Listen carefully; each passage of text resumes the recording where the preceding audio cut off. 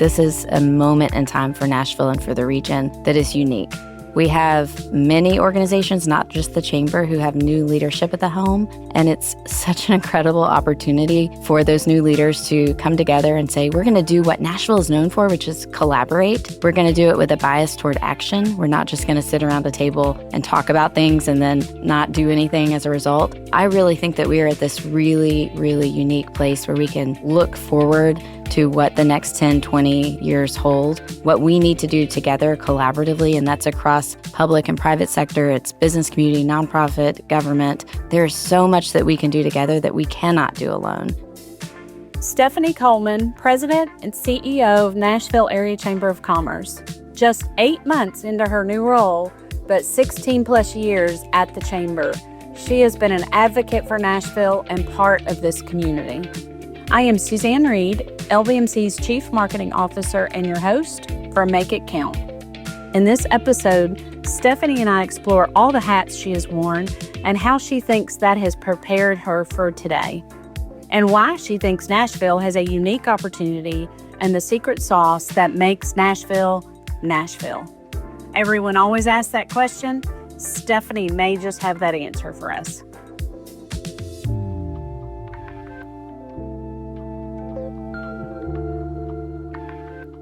Welcome, Stephanie. I'm very excited to have you this morning talking about Stephanie Coleman and the Nashville Chamber. I'm thrilled to be here, Suzanne. This is something I've been looking forward to. Well, we're excited. First of all, congratulations again on your new role. Thank you. The CEO and President of the Nashville Chamber. And since the beginning of this year, January 1, is that correct? Technically February 3rd. It was announced in January and I took over on February 3rd, which I like to say is 6 months, but it's 3.5 years in chamber years. That's right. Yeah. I would agree with that. It feels like in some ways that you've been doing this forever. A long time. But some of that may be because of so many hats and roles that you've worn at the Chamber.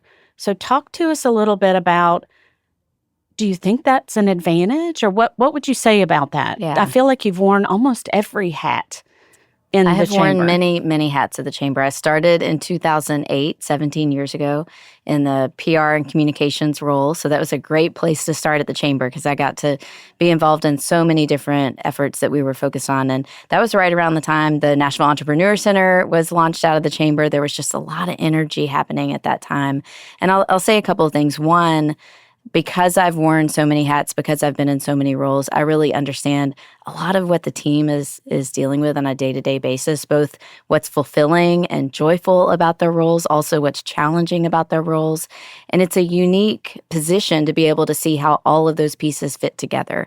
And the other thing I'll say is at the Chamber, we have really encouraged team members, if they want to grow their careers at the Chamber, to consider as part of their career journey moving into different areas and trying new things. It's not always a linear process. Sometimes you have to take a lateral move to get a new challenge, to get new skill sets that will help you at the end of the day to build your own career pathway. I personally love that, and selfishly will say, as a chief marketing officer who thinks messaging and marketing and communications is critical and kind of the hub of a lot of companies, I love that you started out in that role, and I do think you're correct that helps with that perspective. But what I really liked, and I would love to hear what your take is on that today with your staff, of encouraging that movement within, not always being upward, but maybe being kind of lateral for skills. Yeah. Talk a little bit more about that. Yeah. So, in a small organization, we have about 42 team members. There's not always going to be that opportunity for upward mobility within your own department. And so, but so many people love working at the Chamber because it's such a great place where you get to be involved in issues that are impacting our own community that we live and work in. So a lot of folks want to stay there. They're just looking for what's that next step. And that's why I encourage individuals, especially if they are not tied to a specific skill set or expertise or functional area, that they do consider trying something completely different. And I'll also say in my own experience, I can look back over the many roles I've had at the chamber, and some of them I really loved. I really loved that very first role in PR and communications and marketing, and some of them I didn't love as much. And that you also learn a lot about yourself. But by going through those challenges, I can truly say that I'm better for it. I can say that the organization is better for it because I learned. I even learned from the roles that were perhaps less of a good fit for me, but were certainly an opportunity for me to improve. I think that's probably a takeaway, right, for some of the younger ones coming up in their careers to think about that it is important, no matter if you like where you are or not, to learn in every aspect of your career, right? Learn the good and the bad. That's right. Because sometimes learning the bad is just as helpful. Great focus for individuals. So let's talk now a little bit about what are you the most excited about, both for you in the role, but also for Nashville? Yeah, I really think this is a moment in time for Nashville and for the region that is unique. We have many organizations, not just the chamber, who have new leadership at the helm, and it's such an incredible opportunity for those new leaders to come together and say, we're going to do what Nashville is known for, which is collaborate. We're going to do it with a bias toward action. We're not just going to sit around a table and talk about things and then not do anything as a result. I really think that we are at this really, really unique place where we can look forward to what the next 10, 20 years hold, what we need to do together collaboratively, and that's across public and private sector. It's business community, nonprofit, government. There's so much that we can do together that we cannot do alone. And I'll just give one example because we've been really fortunate in Nashville recently to pass the transit referendum that now allows for dedicated funding for transit. We know that is not the end of that story, that there's so much work to be done in implementation of the Choose How You Move plan. There's so much work to be done in expanding with a regional mentality of how do we connect across county lines. I would say housing is that next big issue that we've got to get right. And we have the plans and the data that give us the direction of what we need to do. We have a unified housing strategy in Nashville. We have the housing and infrastructure study. We know in Nashville-Davidson County, we need 90,000 more units in the next 10 years. It's obviously more than that across the region. We have this incredible opportunity now because there's new leadership at the helm to say, we're going to tackle this in a big way. We're going to be creative. We're going to identify priorities and really make an impact on this critical need for our community.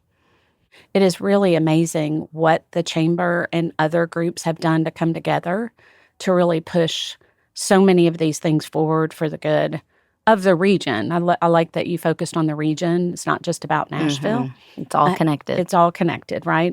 Yeah, really, I think that's great.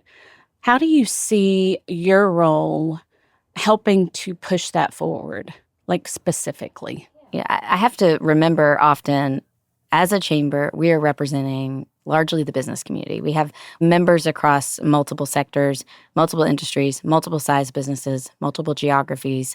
But ultimately, we come to the table in these conversations thinking about that business and economic lens. And it's so helpful when you know your role and when you realize what you can bring, what added value you bring to these conversations. For us, it's being able to tap into the incredible business leadership we have in our region that is truly one of a kind. When you go to other communities, you don't see the same level of corporate commitment that you see here in Nashville. And that's something we have the benefit of tapping into, both in terms of resources, expertise, individuals that want to get involved, roll up their sleeves, and really help make an impact on these issues that impact the community at large. So that's one framework that I think about when I come to the table with multiple partners is what do we uniquely bring to this table? You mentioned a little bit earlier about the change in leadership. It really is a unique time in this region. We even see this at LBMC, right? The individuals, the leaders we've worked with for 40 years, new generations are coming in, new leaders, some of which have been here and some of which have just moved to the area. What do you see the new leaders that are coming in from other areas? Are they jumping in? Are they saying the same thing? Are they excited about how much people in Nashville really do rally around that? I think part of what attracts new leaders to Nashville is that very character of who we are. And this came up in the Chamber has done for 35 years now an economic development strategy called Partnership. And we just launched the next 5-year strategy, Partnership 2030. And within that strategy and within the conversations that led to creating the new plan, this idea of community character was a huge theme. It's one of our 3 primary drivers. And within that, there's an idea of service leadership and how important it is to ensure that new leaders coming to town, maybe they're moving a company here, maybe they're starting a company here, maybe they're moving into an existing company, but that they understand that that is the way we do business here. That's the way we operate, is that idea of service leadership. So I think both it's part of what attracts them here to begin with, and then it's also up to us to make sure that they understand that that's also the culture of who we are. The other thing I'll say that I think about a lot is that we, the Chamber, and we, the broader Nashville community, can't just rely on the leaders who have made us who we are over the decades that led us to today. We have seen incredible leadership. We are standing on the shoulders of giants here. But we also know that with new leaders, they bring new ideas. They bring fresh perspectives. They bring innovation. They bring new resources. They bring so much to our community that we also want to tap into. We don't want to take for granted what incredible opportunity we have with these new individuals coming to town. So we want to make our network and our table even bigger. Just reinforces, again, the fact that we need to all evolve, continue to evolve, right? Mm-hmm. That is where that innovative concept. Talk a little bit about the 2030 partnership. That's very exciting. And I know you all just rolled that out. We did. We rolled it out about a month ago. This next plan will officially begin in 2026. So right now we are planting the seeds and making sure we have the resources to implement. But it's really focused on 3 primary areas. One is community vitality, one is community mobility, and one is community character, as I mentioned. So under community vitality, and I should mention this is a regional plan. We cover a 10-county economic market. So the engagement that we brought in to create the plan was regional. We worked very closely with our regional partners to make sure that we were thinking more broadly. So under community vitality, we have a focus this time on innovation and technology as it relates to our 5 key target sectors. And those sectors are healthcare, music and entertainment, advanced manufacturing, corporate operations, and distribution and logistics. One of the things that's made Nashville so successful over various economic cycles is our diverse economy. So we want to continue to nurture that diverse economy, but think about where those industries are going, and they're all taking advantage of technology and technology-enabled solutions. So we will be focusing on that from an economic development standpoint. We have also pulled our small business function up under economic development within the Chamber to really think about small business as an economic driver. And we are in the process of really rethinking how we serve the small business community here in the Nashville region. So we're excited about that as well. Economic vitality also goes back to housing, which I mentioned earlier. We know that in order for companies to be successful, for individuals to be successful, they have to be able to afford to live here. So that's a core foundational element of our work. Under community mobility, we're focused on education and workforce development, educational attainment, and eliminating barriers, things like childcare that keep coming up in conversations that are barriers for individuals fully participating in the workforce.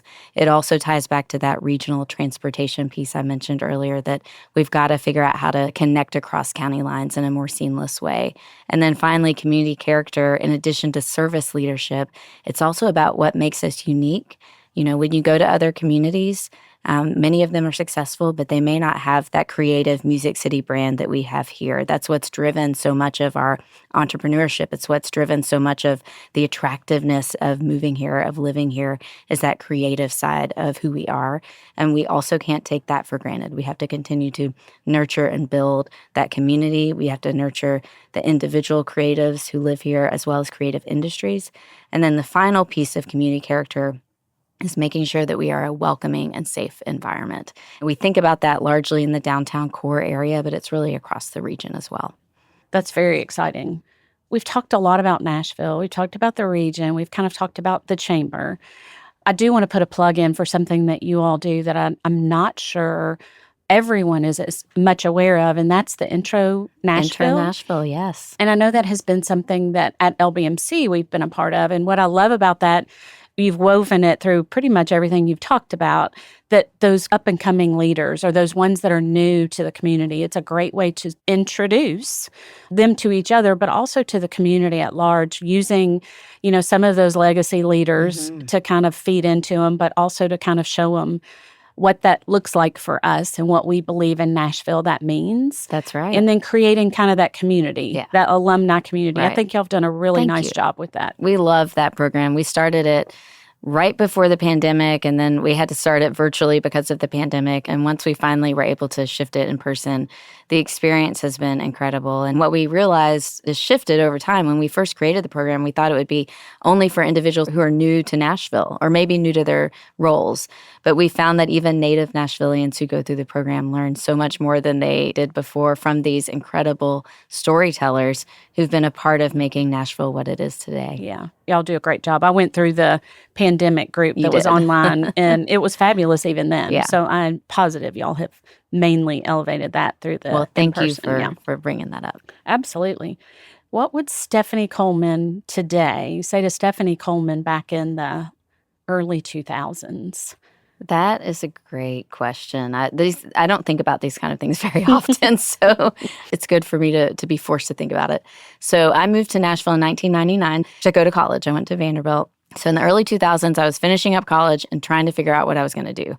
And I will admit that I had this dream job that I did not get. And I had one egg in my one basket. So at the time, I started working at Fleet Feet Sports in Brentwood, which was actually, when I look back, it was one of my most favorite chapters of my life because I made connections, I made friends, I built a community that still is a treasure today. That is, these are still individuals I look back and many of whom I'm still in touch with. And it really solidified my love for Nashville, that particular chapter right after college. But the thing that I would tell myself is that your career path doesn't have to be all planned out. It doesn't have to be linear.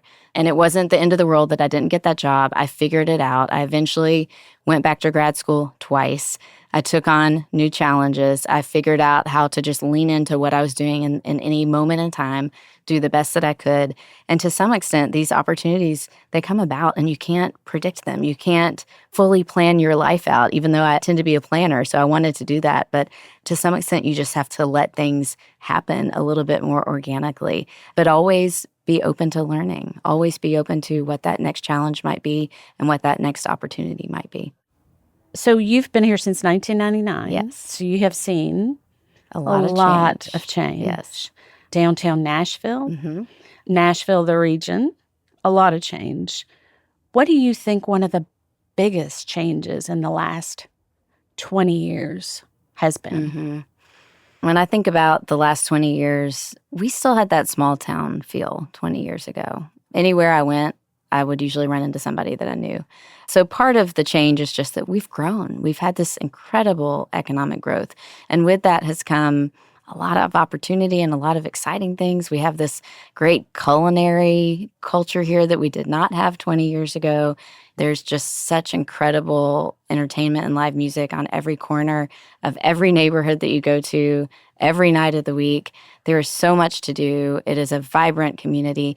I do think, though, that we've got to be really thoughtful about the character and the qualities of Nashville that make us unique. And some of that are things that people really loved 20 years ago. It's really that place where creatives want to go, where they can take a risk, where they can start their careers. And it's becoming more challenging for young people to come here with a dream and be able to afford to do it. So there are challenges that come with growth. I think the housing piece that I've mentioned is a huge one because you look back to 2007, and since that time, housing prices have gone up over 150% and wages have grown 75%. So you see the math doesn't work there. And that's why you're hearing so many young people really struggling to find a place to live. And to me, there's pros and cons to any opportunity like we've seen here in Nashville. But I do think the one thing that has set us apart over that entire 20-year period is that we've had incredible leadership. We've been really intentional about what we are focused on as a community. We've had these great public-private partnerships.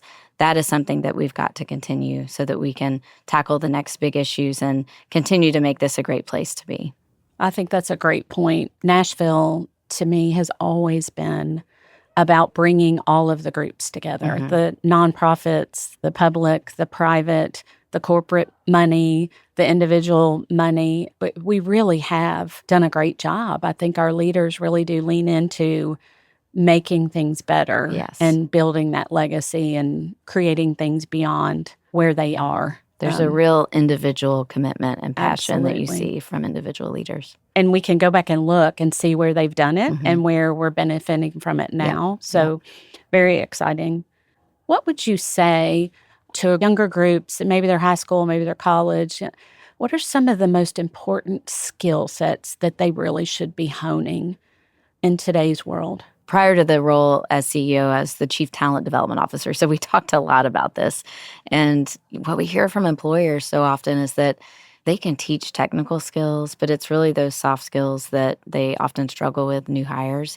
So that's what I would tell young people is think about how you communicate. And to the extent that you can pick up the phone or have face-to-face communication, that's great because, text messages, I think, are at this point so overused and emails. But communication, we both have a communications background, so I'm sure we're both really passionate about strong communication, showing up on time, being prepared, dressing for your day. It's kind of the basic skills, but they aren't always obvious for our younger generation. And then being open to learning, being open to what that connection might bring you. There's so much value in social capital. There's so much value in who you know. And oftentimes we view that as sometimes a negative, sometimes, well, they got that job because of who they knew. But I do think that for any young person, it would be really important to encourage them to think about who's in their network that they may not even consider part of their social capital, whether it's family or church or their friend group or their neighborhood. There's so many opportunities to tap into those relationships to find opportunities where they may not have realized they were there before. Great commentary on creating that. A lot of people will talk about it, their virtual personal boards, or they'll talk about their network. And so great feedback for those. And be careful what you put on social media.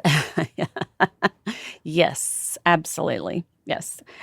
Our technology is so great, right? That think about the things we can do today. Don't even get me started on AI. Yeah. That you could not do just 5 years ago, right?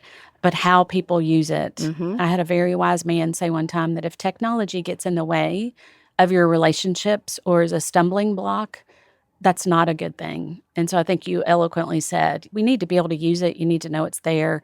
But the relationships, the network, those soft skills, those are all still the things that many of us that are a little older school would call the basics. Yes. Adulting, as I tell my 20-something-year-old kids, is hard. It is. And they said, well, we had no idea how hard it was. And I guess I made it look so easy that I didn't prepare my kids well enough to tell them it's hard. It is. Yeah. So personally, for Stephanie, did you ever think you'd be in this role? I mean, you said starting out you didn't get the dream job, but I mean, truly, as you were going through your career path at the Chamber, did you think this would be where you would be?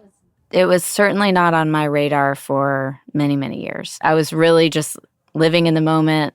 I was soaking it all in. I was enjoying every opportunity that I had. But I would say probably about 5 or so years ago, I started thinking, I was really focused on my own leadership capability. And I had gone back to get a degree at Lipscomb. I got an MBA at Lipscomb, and then I hired an executive coach. And I was a new leader of a team at the Chamber. And so I was really trying to hone those skills and be the best leader that I could be. And it was really that experience that made me realize team leadership is something I really love and I'm passionate about. Developing a highly functioning team, a great culture, organizational culture, empowering others to do their best. These are things I'm really passionate about. So I began thinking, well, I do want to continue to prepare myself for what might come. And I knew that eventually the top role at the Chamber would open up, but I was also keeping an open mind to other opportunities that might come about. I just wanted to be ready. For whatever it was, I wanted to be ready. So I started investing a lot in my own development. I read every single leadership book out there on the market, I feel like. And some of them were really helpful and helped me really think about how I would approach a top job like this. I think that's great. Again, you're reemphasizing another point that I think you hear a lot of great leaders in legacy leadership talk about: investing in themselves. You've got it. It doesn't just happen. You have to put, Yes, the energy, the effort, the time into it. And it requires maybe even asking others to put some time and energy into you, having the executive coach. Early on, I had great mentors, and I even deliberately identified, 4 or 5 individuals who I could speak to on a regular basis, who I really admired, who had been in CEO roles, to help me think about what I needed to work on and give me some real direct feedback on things I could improve upon. So that was also an incredibly helpful step, to just get that mentorship directly from leaders. Thank you for bringing that up, because I do think that's important for people to know, that it's okay to spend time on your developing yourself. And Nashville is such a community where people are willing to give back. So if you're an individual listening to this podcast, maybe don't have a mentor, or you want another mentor, all you have to do is ask. There are so many people that they do want to help that next generation. They know how important it is to have an incredible next generation of leaders who will help get us to the next level as a city and region. I think that is so true. We've been called the city of coffees, right? Yes. People will go to coffee with you. They will. Right? They will always take the first meeting. That's right. So you make the ask. Yes. Right. I love that. Maybe a little early to think about this, but we try to end with, what does retirement look like for Stephanie? Or what does Stephanie do in her off time? Retirement is a word that is not really in my vocabulary. But if you ask my husband, he'll say I never sit still ever, which is something I need to work on, just sitting in the moment. But even when I go to take a nap, it's about 10 minutes later, I'm just like, I got to get up. I got to do something. But retirement for me, or just the next chapter, I would say, would include, I still love the opportunity to lead something that is really meaningful, that has purpose, fulfillment. And whether that's a volunteer role or something else, I'm open, and I will keep that door wide open for opportunities when the time is right, which won't be for a very, very long time, by the way. Yeah. But the other things I love to do that may play into that chapter would be, I love to write. I've thought on occasion about perhaps writing a book. I've not gone very far down that path, but that could be a possibility. I love the outdoors. I love running. I love trail running. I love spending time in nature. So I would love to do more of that in that next chapter of life. Hopefully that next chapter, this is for my husband if he's listening, involves getting a dog. I'm saying that because I've wanted a dog for a long time, and instead we have a house full of cats. So someday maybe we'll get a dog. That would be really fun. I'm jealous of all my neighbors who walk their dogs around the neighborhood. I love that. That seems like an attainable goal. Yeah. Perfect. So not slowing down. No. A ways off from retirement. But even in your next phase, it sounds like the leading of the teams and the people, that's become a passion of yours. It is. And, my husband and I are both involved in a lot of efforts outside of our occupations in the community with our church and other efforts. So we'll continue to lean into all of those things as well. And that's another thing I encourage people to think about is, what are you passionate about outside of work? And get involved. Do some kind of community involvement, because it is incredibly fulfilling, and we need it in Nashville. We need those volunteers. 100%. I think any legacy leader that you talk to, they all have those side things that they've invested in outside their vocation or outside their roles. So I think that's great advice. Yeah. It keeps us grounded. It keeps us balanced, and it puts things in perspective. And we have so many great organizations in Nashville that can even help you get into those roles if you're struggling with where to go. So that's another great reminder. Well, Stephanie, this has been delightful. Your leadership has shown through, and you've given some great tips to the young individuals, or even some of those of us who maybe just needed a refresher to hear what works, what you're excited about, for us to all be excited about Nashville and the region and what we have for the future and what the Nashville Chamber is doing with the 2030 partnership. Yeah. Thank you for the opportunity, and it's wonderful to have this conversation. I'm excited to go back and listen to more of the podcast so I can keep learning as well. Absolutely. Well, thank you very much for coming in today. You're very welcome. Thanks for listening. If you enjoyed this, please follow, rate, review, and share Make It Count wherever you listen to your favorite shows. Learn more at lbmc.com/podcast.